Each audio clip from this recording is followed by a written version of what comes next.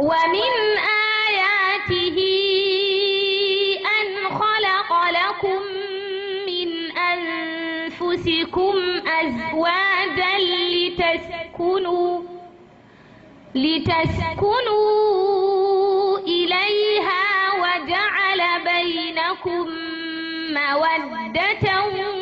ورحمة إن في ذلك لآيات لقوم يتفكرون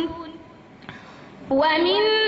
آياته خلق السماوات والأرض واختلاف ألسنتكم وألوانكم